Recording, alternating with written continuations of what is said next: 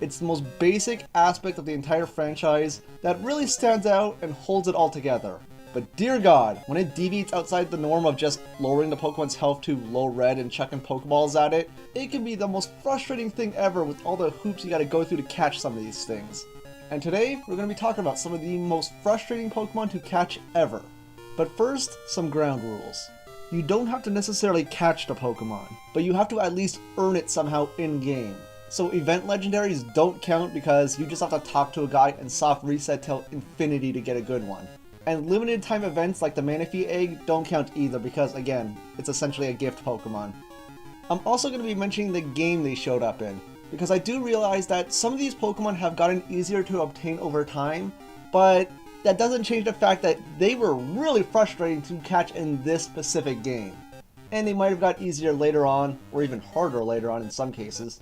And lastly, this list is factoring in how hard it is to catch these Pokemon for competitive use.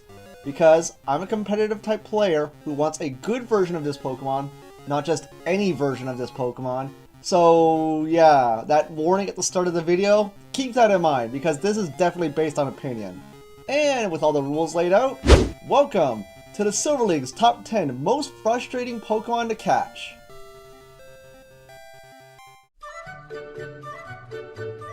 Number 10.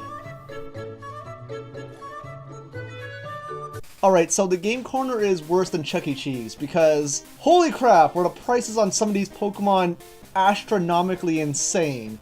And now, to be fair, some of these Pokemon I think you could get in the wild, or at least you received them as a gift, or you could get them at the Safari Zone, but there was one Pokemon that you could not get anywhere else, and that was Porygon.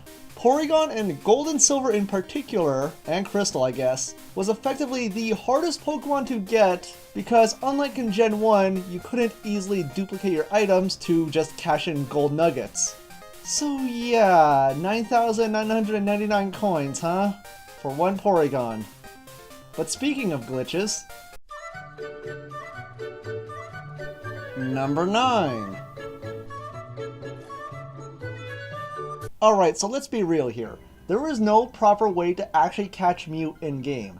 However, thanks to the wonderful thing that is Gen 1 glitches, you can catch a Mew. By battling the kid with a Slowpoke near Bill's house, and then flying immediately over to Celadon City, going left to where the gambler is, flying away just as he notices you and was about to challenge you to a battle, you go to Lavender Town, then go right, you too can glitch your very own Mew into existence.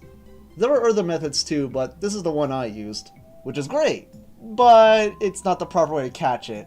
And most of the time this would require you to restart your game, which means you either have to have a second copy of the game, kind of needed if you want to catch them all to begin with, or just say F it and restart your game, which sucks. And trust me, as a guy who's actually pulled off the glitch, grinding through the game to get to the point where you can catch Mew so soon after beating Blue version and playing it off Yellow, it's a chore. So it's frustrating, but it's a pretty cool way to catch a Pokemon once you actually get there, and for that it's rewarding at the very least. Number 8. Gen 1 had an interesting way of going about how you would get the stronger Pokemon, or at least some of them. There was Magikarp, who was the only Pokemon you could obtain with the old rod, but if you managed to persevere and grind it up, you could get one of the coolest Pokemon, Gyarados. Abra is very similar, except it's a random encounter in a field, and it only learns one move ever, and that's Teleport. Meaning, all that stuff you learned about weakening a Pokemon before you start trying to catch it, well, throw that out the window because you only get one shot. And if that Pokeball bursts open, you can kiss that thing goodbye. So have your Sleep Powders, your Shadow Tags if you're a later generation, or your Ultra Balls handy, because otherwise, you're chucking Pokeballs at blind luck. And gosh dang was that annoying. And still is to this day. Number 7. The Regis. Generation 3. Okay, so how do we catch the Regis again? Oh, right. We need a Wailord. Okay, that's easy enough. Then we need a Relicanth. Okay, we get them here. How often do these show up? Oh, 5% and 1% in certain cases. Alright, fair enough, fair enough. And we need them in our party. Okay, that's good. That's helpful. And the Wailord has to be in the last slot. And we need a Pokemon with Surf and Dive. I guess the Wailord can fill in that. And we need a Pokemon with Dig. Alright. That's all we need though, right? Oh, no. You also need to know how to read Braille. Do you still have the instruction booklet that came with your copy of Ruby and Sapphire? No? Well, get on the internet. Look up what Braille symbols mean. Figure out what it's asking you to do. Solve the puzzle. And then battle the dang Pokemon who has a horribly low catch rate and it's incredibly frustrating. And they're not even that good to begin with? Well, Regice is pretty okay. It depends, but... Oh, God. Oh, my God. And then it faints due to struggle because you took up so much time trying to catch a thing and it wouldn't go in the bloody Ultra Ball. Alright, I guess we can start over. Oh yeah, and I want the record to show that Relicanth are common in Kalos apparently. Common! What? Number 6.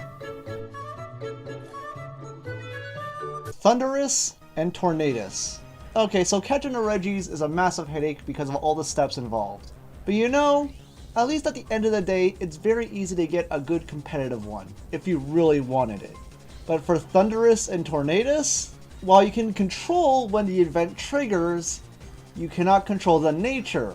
Because the moment you go in that house and basically trigger the event that has the genie roaming around the region, you've already preset its nature and IVs, and on top of that, you have to encounter it via roaming. So you have to do the trick where you go back and forth between a city and a field, hoping that it shows up in this patch of grass. And then it might not even have the right nature or good IVs. On top of the fact that Generation 5 encouraged a lot of hacking, stuff like this didn't help. But you know what? At least you had some control, and you could just chuck a Master Ball at it. Yeah. Number 5. Oh, Gen 1 Dratini, how I loved going to that one specific spot in the Safari Zone, fishing over and over and over, hoping for you to eventually show up. And then you do. And then I'm doing a weird combination of rocks and bait, just trying to see whichever works, and then chucking Safari Balls at you.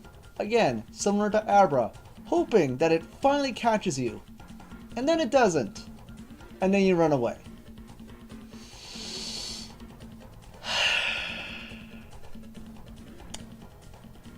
Thanks. I mean, it's nice that I can just stay in one position and fish all day long until I run out of Safari Balls, and then I have to pay for more. But, thank you Gen 1 menus for making me go to my items every single time I wanted to fish. Thanks! On top of a run